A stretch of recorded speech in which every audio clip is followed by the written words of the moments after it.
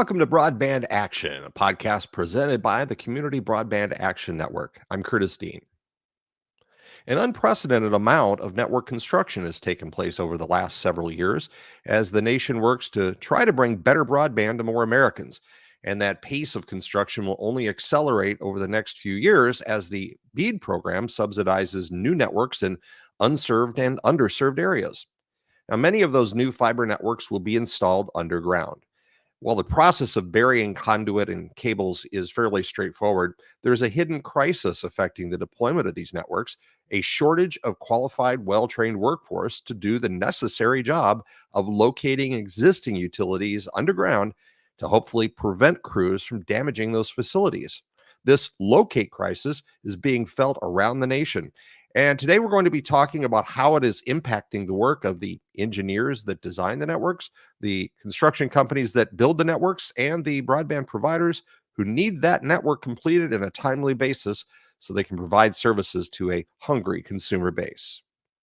Joining us to discuss the current challenge that locating is creating in the broadband industry are three people who are dealing with it on a daily basis. First of all, I'd like to introduce Sean Kelly. He's with Newcomp Technologies. They're a C-band associate member, and they're involved in engineering and construction management for projects throughout the Midwest.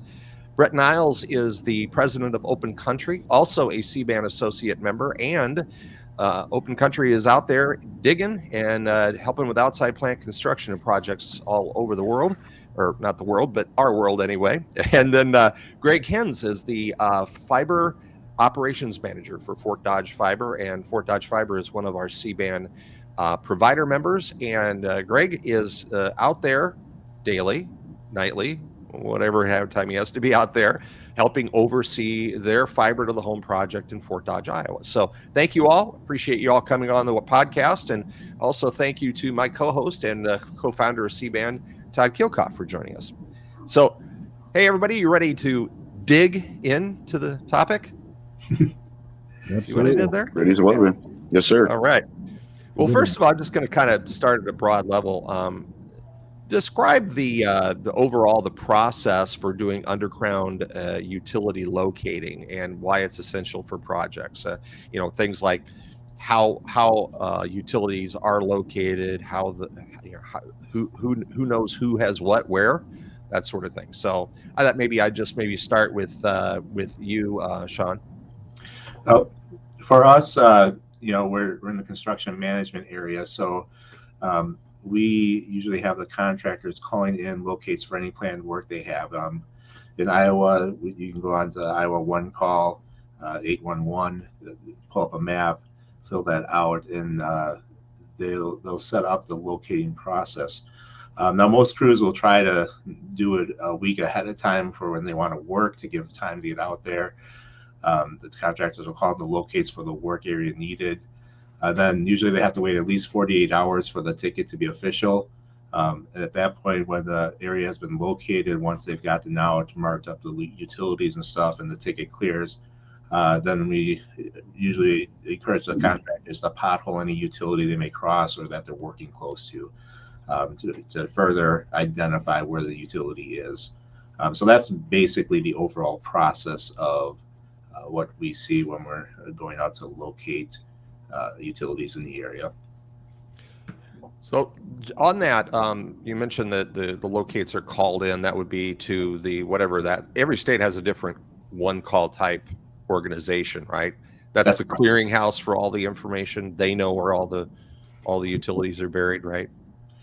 Or they know who has utilities. They know who has the utilities. So that yes, like I said, in Iowa, it's pretty easy. You can pull up a map and draw a polygon around the area you're working.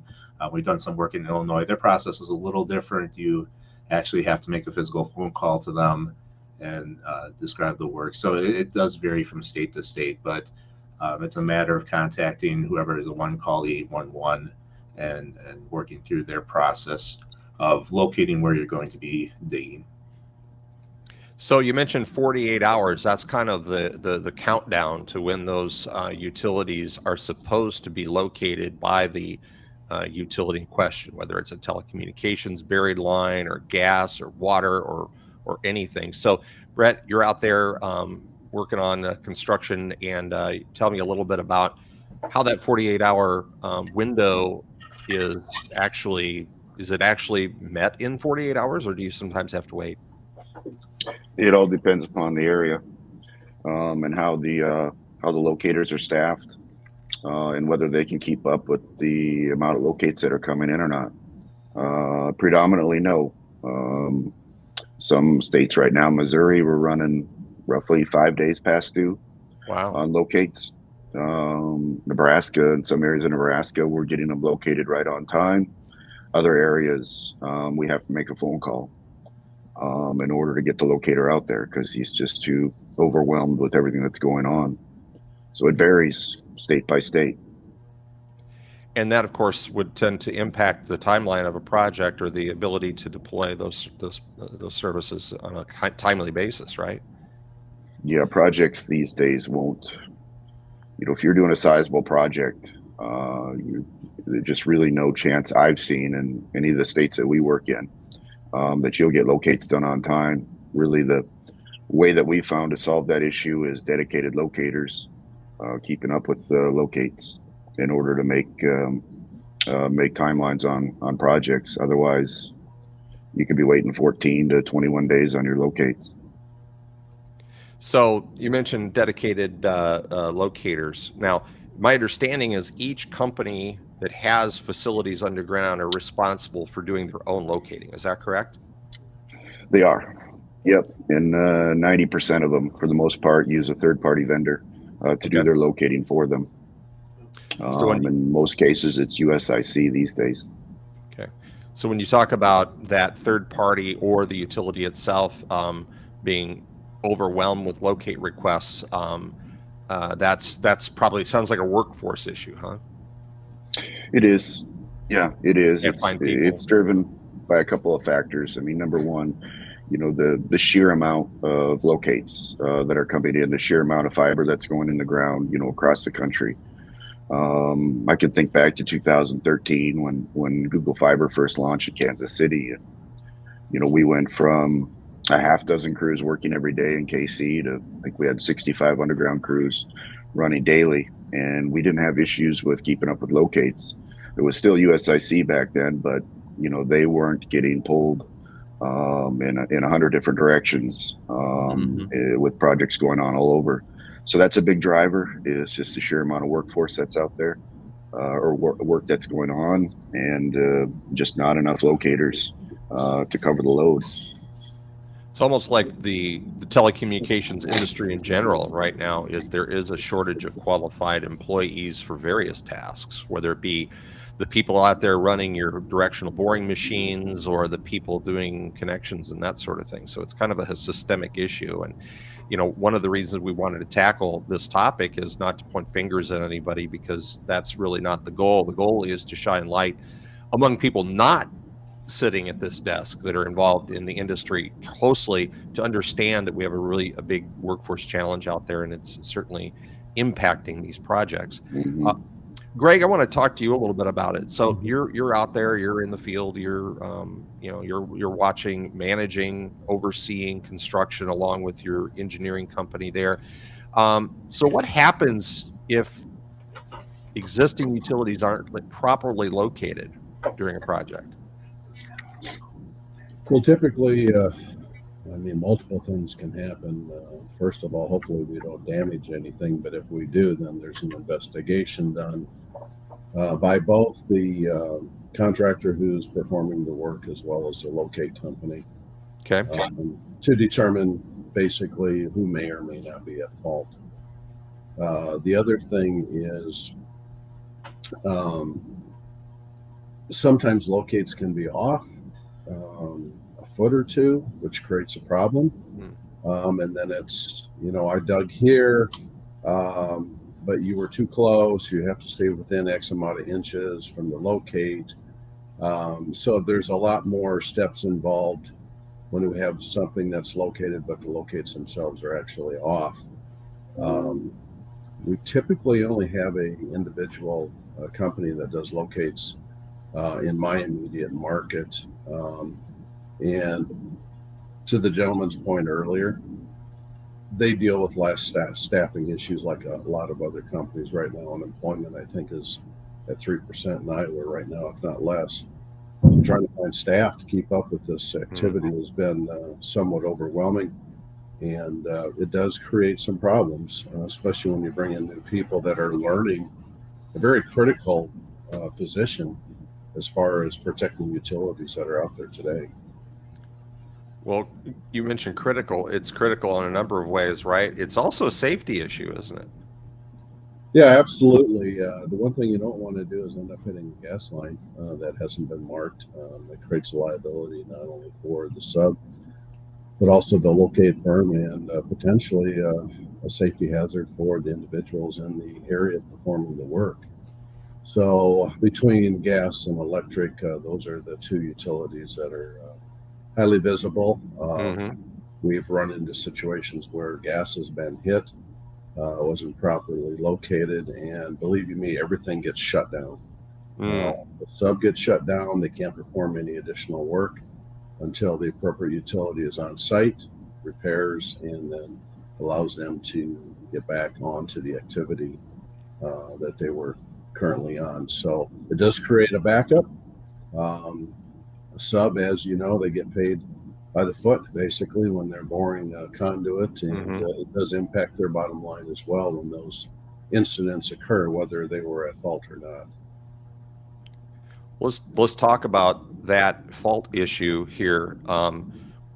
If a utility strike happens, and the responsibility for the locate was a locate company or the utility itself, and it was wrong, who pays for that repair? Depends upon who's at fault. Okay. So it's generally the party that's at fault that pays for repair. Do you ever get into this he said, she said about who's really at fault?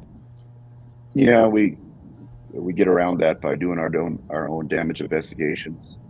So anytime we have a hit, a strike, we'll do a DIR, damage investigation report, send our own safety folks out to take pictures and measure. And usually we're there at the same time, with the rep from the locating company. And more times than not, they agree on who is or isn't at fault. Great. So it's usually handled fairly amicably. Yeah, and it has to be handled at the time of the strike. If it's 2 weeks after the fact, it's pretty hard to determine fault. Things change in 2 weeks, don't they? Yes, sir. So back to you for just a second, Greg. What are some of the examples of issues you faced in the Fort Dodge Fiber project and its impact on, say, your construction timeline? We've had probably our biggest challenge right now with the locating firm in Iowa that is managing this market is the lack of staff that they have available to keep up with the demand. Keep in mind, we're boring for our fiber, and we're also trying to place our fiber drops to customer premises. Right. So that's two subs right off the top that are trying to get their work done and calling in locate simultaneously. Multiply that by 2 or 3 additional subcontractors underneath the primary sub, and it snowballs pretty rapidly. So with that being said, the locate company that we deal with is just struggling to try to maintain staff, keep people ahead of the game. But that's when risk, is created. And for the most part, we've been fortunate. We haven't had any major issues, other than a couple minor gas line hits. But it does impact production across the board and our ability to get to our customers timely and turn up our services. Todd, I'm bringing you in for just a second because, we're both helping and working in Fort Dodge with our individual consulting companies to help with their project. And it has kind of slowed the progress of that project in Fort Dodge. What are the financial impacts of that? Luckily, the Fort Dodge was set up to be a drawdown loan. So as it has slowed down and been slower, we're not paying interest. But most projects, you're borrowing the money up front and you're going to be paying a lot more in interest. It's just not recouped at any point in the project, unfortunately. Gotcha. Slows down the construction, slows down the flow of revenue from those eager customers. Yeah. And also there's some community backlash then because it's going slower than it was supposed to. Yeah, and you're trying to start up utility. You're trying to build a brand, and it starts the day that the customer is enthused about your product and service. So whether or not they buy it that day, but the longer it takes to get that delivered, that happiness delivered, it just impacts the brand slowly. Yep. We also, Curtis, just a comment as far as the community. With all the construction going on, multiple crews, people are aware that we're out and about. So when something does happen, all of a sudden we get phone calls at Fort Dodge Fiber saying, "Did you guys hit something? Did you cut something?" etc. So it creates kind of a PR challenge for us periodically. Thankfully, it hasn't occurred often.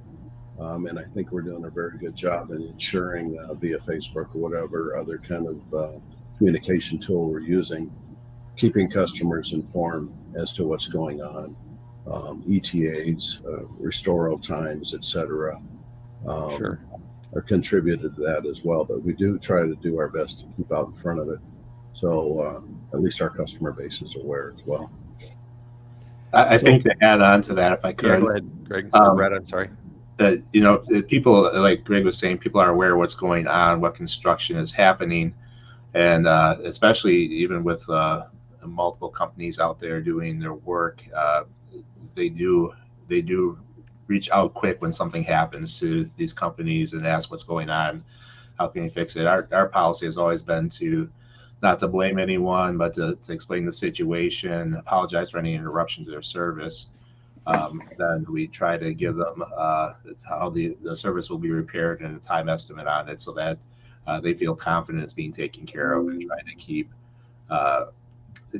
the public informed and aware of what's going on. Yeah, we try and get ahead of the locating issue. Like, now we're having meetings with the different locating vendors for our 2024 projects, knowing they're going to start in February, March, April, depending on, design and permitting, and give them a heads up that we're coming to town. It's going to be X amount of feet per week, to try and give them an opportunity to gear up and staff up to prepare for when it comes. That's the best we can do on our side. And it helps. It helps rather than just coming to town, on a Tuesday and calling them, 50 to 100,000 foot of locates your first week, and expecting a couple of lowly locators that are used to doing 4 jobs a day to locate 10 miles a day. It's a lot to ask. So hypothetical, and any of you can tackle this. Let's say I'm Greg and I'm building a project, and I'm Sean. I'm managing the project, and I'm frustrated that the locates are not getting done on a timely manner because of the workforce issue. Not trying to blame anybody here, but it is what it is. So can a city, in your case, Greg, or a project manager, in your case, Sean, can you hire your own locators to locate other people's utilities, or are you not allowed to touch anybody else's stuff? Speaking for Fort Dodge, we only locate our fiber facilities. We do have the capability and experienced personnel that could locate power, gas, whatever may be out there, cable TV. However, we do not want to assume that liability. Yeah. Therefore, we just stay away from that and take care of our own facilities. Keep our fingers crossed that all the other facilities can be located timely, which has been a challenge. So it's probably a liability issue more than a technology or access issue, right? Absolutely. I would just agree with that also, and just add on the one situation where we might do something is in the case of an HOA where the utilities are considered private, then you may have to take some responsibility there to try to locate so you don't hit something. But for the most part, yes, anything in the right of way definitely would be a liability issue, and we would stay away from that. So This is an industry issue. What is the broadband industry doing to address this issue, and if or can they, especially knowing that BEAD hasn't even hit the streets and we have billions of dollars of new investment coming? This problem's only going to get worse unless somebody tackles the workforce issue. What's being done? Anybody have any ideas there? I know that the industry has been trying to increase their staffing, especially since late 2021 when we had the telecommunication expansion. But like you mentioned, BEAD's going to be coming up soon, and it's going to just increase the amount of work that's being done, the amount of crews that are out there, the amount of locates that are needed. And it seems like for all the efforts to increase staffing for locating, it's not happened. And again, you look into maybe reasons why. And I don't know if people don't know that here's an opportunity to be part of this industry. Here's an opportunity to have a good job to do this, or if people don't want to be working outside the construction area. I don't know why the issue is, why people aren't looking to do this, but we know that they're trying, but have not seen a lot of results from their efforts. I was wondering if maybe pay is an issue. Like you said, awareness is an issue. Young people coming out of high school want to go out and change the world. They don't want to stand around with a magic wand and look at the ground all day.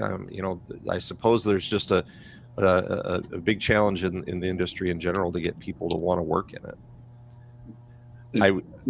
Is it considered entry level, or what? I mean, what do you see about like a career path when you're out there working with the locators? I mean, is it just an entry level job, or is it a mid-level job? I think it's considered entry level. Management opportunities now. I think it's mainly considered entry level, but they do have quite a bit of training they have to go through. I don't know where done by the company. It is. Okay. Yeah. The locate company will put them through, quite a few tests and whatnot before they're certified to go out and mark utilities. Especially the gas side, there's different certifications they have to have in order to locate gas.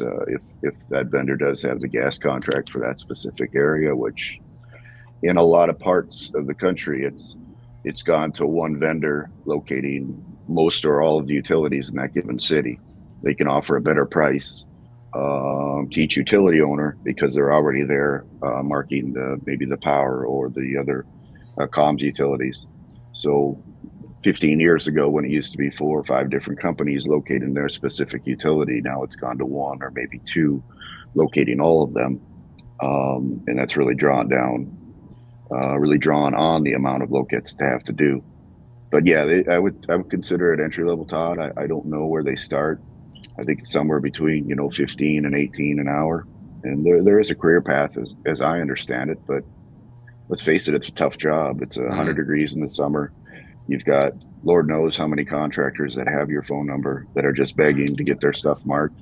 You're getting non-responses all day long, so you're just ping-panging back and forth. It's not a job I'd want when I'm running behind. A little bit thankless, perhaps. Stressful. Yeah. Well, it would. If you had more people doing it, then it would be less stressful. That issue. But the problem is you can't get more people to do it because of these various challenges: the workplace environment, the pay, the whatever. It's just kind of a vicious circle. As we get wrapping up here, I want to turn a little bit to enforcement. If any of you can chime in on this, if you find out that a utility or a locating company is not following the rules, and not necessarily because they're behind, because that's something you can account for and understand, but they're just not doing things the way they're supposed to do it, who do you turn to for enforcement? Is there an enforcement mechanism out there? Is there the locate cops? Talk a little bit about what you can do. It's the Attorney General, usually, that manages the locating utilities for each state. So you would turn to that state's Attorney General and you can file complaints with them. Does that happen very often? I've done it. Not all that often. Usually you can work with the locators directly, but if you're just not getting anywhere, sometimes you got to escalate it. and that's how you get everybody's attention. Yeah, and I'll just, my comment on that, Curtis, is absolutely. Our primary sub has also filed a formal complaint with the Attorney General's office regarding the locating firm here in Iowa. They're behind schedule because they can't keep up. So, that's impacting their business, obviously, as well as Fort Dodge Fiber making progress overall. So they formally filed a complaint. I haven't heard anything response-wise as to action that can be taken. I think there's minimal action that can be taken just based on the staffing challenge that everybody's dealing with. So, but yes, they have filed a formal complaint. I know in Iowa here. So, hey, Greg, you bring up a good point that probably these contractors that are going to bid on these BEAD projects are going to bid high because they know that they're not going to have the productivity that they were having 3-4 years ago. Where you could know that you could keep pace. Because otherwise, there's just a lot of excess travel costs. For what's really getting built when they're housing their crews for a week in your town. So absolutely, you're spot on with that, Todd. In some little towns, they just don't have enough hotel rooms for these guys, right? So they're having to drive to a town 20, 30 minutes away where there's hotel capacity, and then that adds to their work day, or that shortens the amount of time they can actually spend in the field doing the actual work. Sean, I want one last thing for you. Has this impacted when you're doing a project cost estimate and a timeline for your clients? Have you had to take that into account when telling your clients, here's how long it'll take this project to get done and here's how much it's going to cost? I think we have considered that in especially the time frame. The big thing that we see is even when you anticipated, which we have this last year, we've run into situations where the time frame has even been longer with the locating than what we even would have thought it would.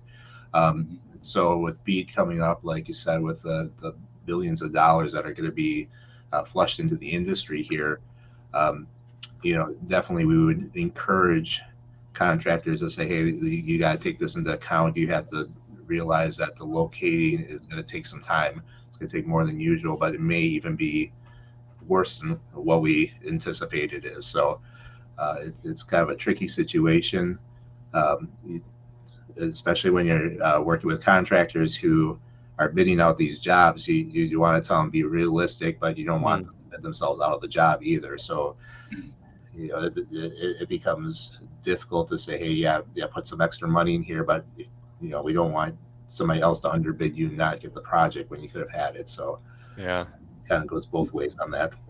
I was going to ask, is there a lot of that BEAD money is going to go to rural builds?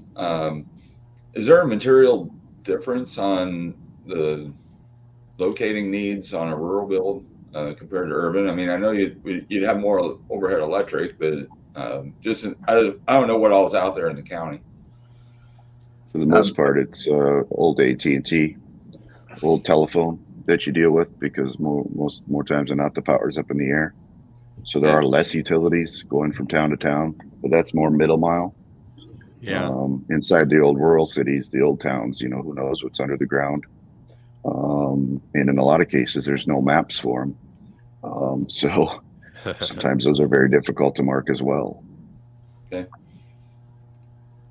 Well, it's been a great discussion with all of you. We want to thank you. We didn't solve the world's locate problems, but at least maybe shine the light a little bit on them, and hopefully other people a whole lot smarter than us will be able to tackle the issue and maybe bring some solutions to the table. So I really want to thank our guests today, Sean Kelly with Newcom Technologies, Greg Hinz with Fort Dodge Fiber, and Todd Gatsky with Open Country. And on behalf of my co-host and partner, Todd Kielkoff, I'm Curtis Dean. I want to thank you all for tuning in to Broadband Action. Thank you all. Boom. I'm going to hit the end recording. No, I'm not, because I'm going to record my intro. So, and I'm Brett Niles with Open Country, but that's what did I say? Don't tell Todd. You said Todd. Don't tell. I won't say Todd Gatsky. I don't look like him. He's short. Did I say Todd Gatsky? I did, because he was on my. Okay, we're going to redo that. So nobody move. No. Nobody move. We'll act like we're No back to change the shirts. No change Let me shirts. Yeah. let me get my makeup touched up. Okay, go ahead. Yeah, don't do any of this stuff right here. Okay, well, I'll try that again. Well, it's been a great discussion, and we want to thank our guests today on this episode of Broadband Action. We haven't solved the world's locate problems, but hopefully we've kind of shown the light a bit on them. So I really want to thank Sean Kelly with Newcom Technologies, Brett Niles with Open Country, and Greg Hins with Fort Dodge Fiber. Thanks for coming on the show, guys. And on behalf of my co-host, Todd Kielkoff, I'm Curtis Dean. Thanks for watching Broadband Action.